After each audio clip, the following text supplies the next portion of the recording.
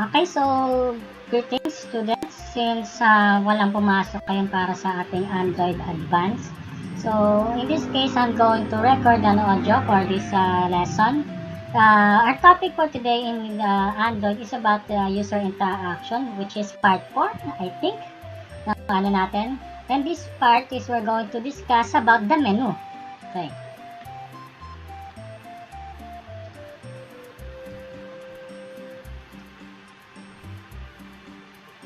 Ba't may kwarto pa ako? Oh. Okay, so ayan. So in this case, ang ano natin is napag-uusapan natin mga buttons, anything na interaction, layout, or tawag ito, yung mga label, text field.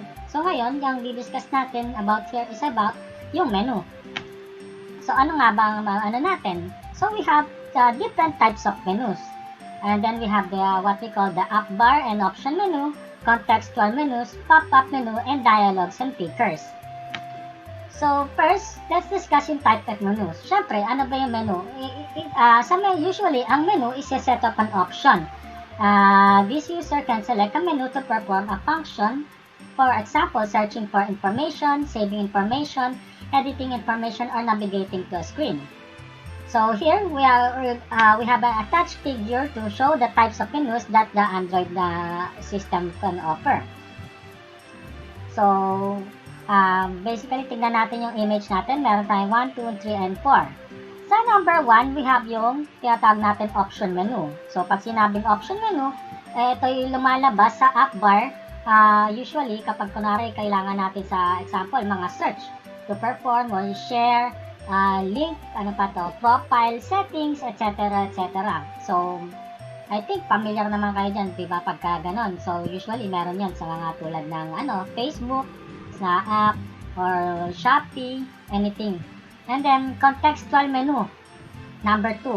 Ito yung usually na floating menu siya, parang kumbaga sa PC, this is a type of a pop-up menu na ginagamit perform na natin. Usually, ginagamit to by holding the menu screen or hold top button, something like that.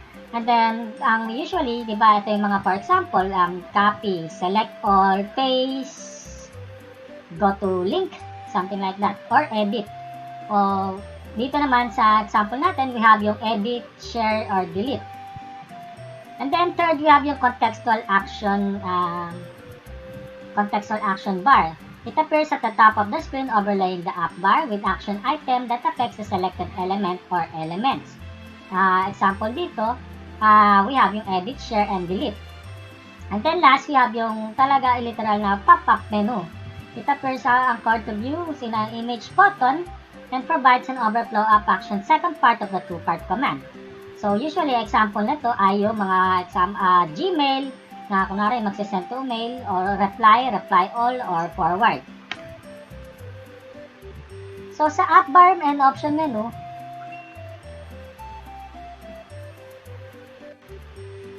the app bar, also called the action bar, is dedicated in space at the top of each activity screen when you create an activity from a template, such as an empty template.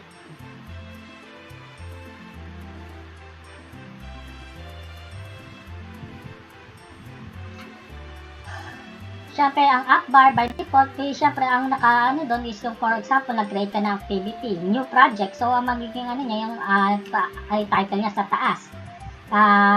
Siyempre, yun yung nakabase sa Android manifest natin. So, for that case, we'll need to use Android label attribute. And then, the option menu, sa app bar usually provides navigation to the screens in the app or options text using the app itself. So, example nito, yung option menu, pwede nating i-navigate another activity. Or the option menu will appear on the right corner of the app bar. Usually, ganun naman yan. The app bar is split into 4 function areas that apply to the most apps. So, back in our screen, we're going to show you an illustration of our option menu. Okay.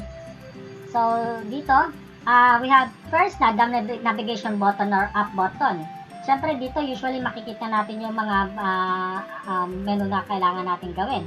So dito we can describe yung natin. yung for example, edit, etc. Then, next is yung title. Ito yung pangalan ng app bar natin. For example, ay app bar tuloy ng application natin. For example, Shopee, di ba? And then, next is yung action icons, which is yung meron dito yung, for example, options na mga search, and then yung share or parang ano to, bookmark.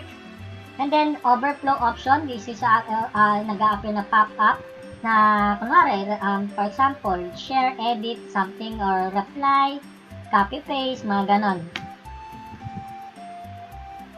Okay. So, syempre, frequently, ang ginagamit sa option menu is this. For example, we have yung app bar. The app bar includes the app title. Second, we have yung option menu, or what we call the action icons. And then, third, we have yung overflow button. So, ito yung mga usually 3 dots. Di ba, may makikita nyo tulad sa mga Facebook. And then, option overflow menu, the pop-up button na lalabas kung ano yung mga gusto natin gawin.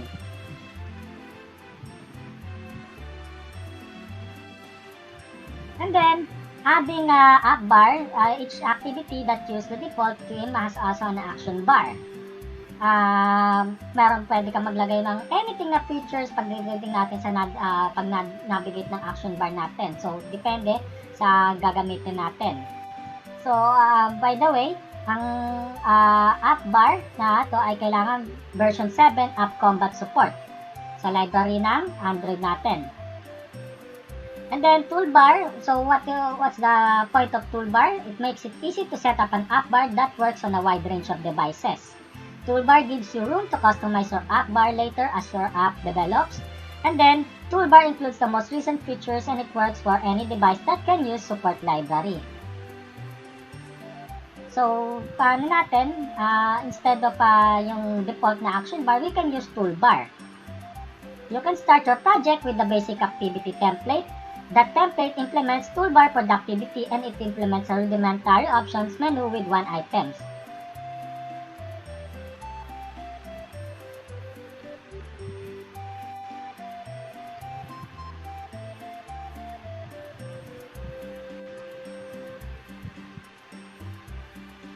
Okay. So, ang natin, kung gusto pag hindi tayo gagamit ng basic activity, ito yung kailangan natin gawin sa toolbar. 1. Add the support libraries. Number 2. Use a no action bar theme and style for the app bar and background. Number 3. Add an app bar, layout and toolbar to the layout. And number 4. Add code to the activity to set up the toolbar.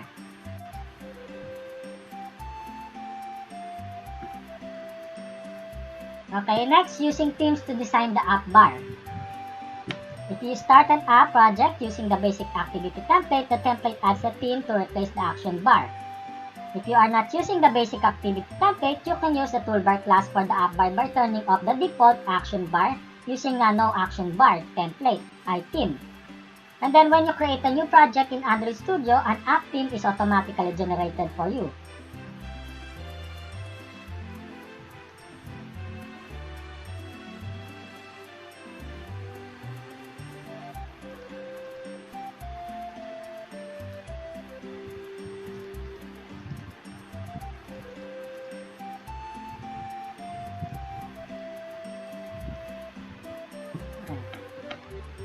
So basically, ang ano natin dito sa menu, we have what called yung tawag dito, themes, di ba? So dito natin maano yung tawag dito, pag-design ng menu natin, gagawin natin ay to adjust yung ano natin by hierarchy. So ang gagawin natin, locate na project folder. And then, you'll check natin yung resources folder, and then values, and then check natin yung Android pane, doon natin makikita sa XML. And then, to add icons for menu, syempre, as usual, gagamit tayo sa resource folder natin. And then, you upload lang ng image, and then, yun, malalagay na natin yun sa action bar.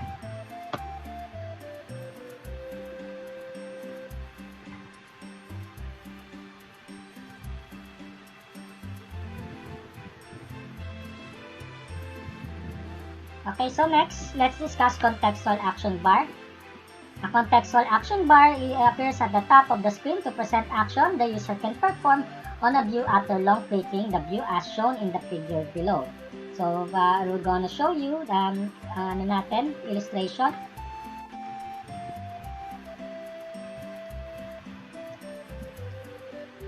So, ito yung contextual action bar. Diba? So, nandito yung mga, for example, na edit, share, and delete. So, itong bar na to is dito nakalagay sa tapos yung view on which a long click triggers the contextual action bar. The contextual action bar appears only when contextual action mode, a system implementation action mode, occurs as a result of the user performing a long click on one or more selected view elements.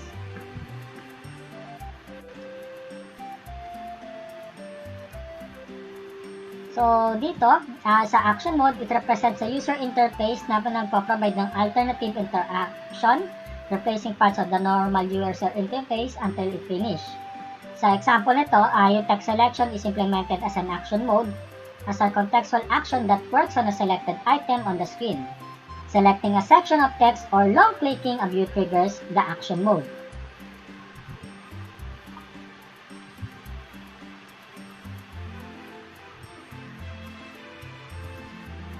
And then, meron din tayong pop-up menu.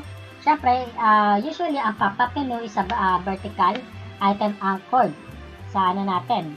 It is typically used to provide an overflow of action similar to the overflow action icons of the option menu. Sa halimbawa nito, yung mga pop-up is yung parang, kunwari, sa Gmail. Yung reply all, or forward, related sa pero hindi nakaka-affect doon sa natin, sa menu. So, because action in pop-up menu should not directly affect the corresponding content. So, dito, I'm going to show you another illustration how yung pop-up menu works. Number 1, we're going to create an XML para sa natin kung ano yung lalabas na design. And then, we have to, second, is add an image button for a pop-up menu. Third, syempre, yung event listener sa image button natin, konektado dito. And then, yung number 4, override on click method para malabas natin yung natin, pop-up menu. And then, para proceed sa 5, which is yung pop-up menu, implement on menu item click. And then, number 6, lalabas na yung pop-up menu.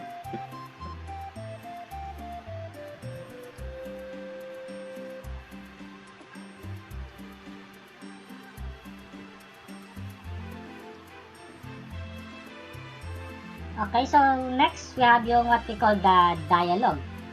So sa dialogue, it always retains focus until dismissed or a required action has been taken. So usually, nakikita to, for example, yung tulad nito, calendar or yung contacts.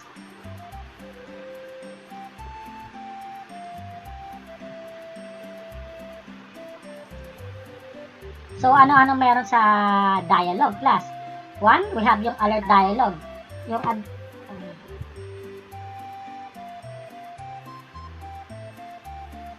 alert dialog, it can show your title up to 3 buttons, a list of selectable items, or a custom layout. Second, we have yung date picker, a dialog with the predefined UI that lets your user select a date. And then, third, we have the time picker dialog, a dialog with the predefined user interface that lets the user select a time.